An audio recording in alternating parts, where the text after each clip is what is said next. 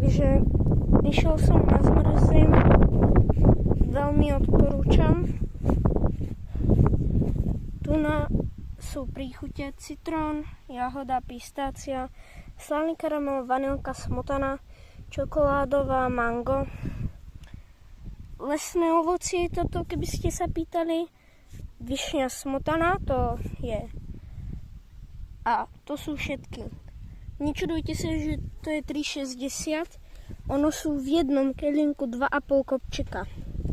Takže ak sa budete čudovať, že to je moc, tak to je fakt akože 2,5 kopčeka.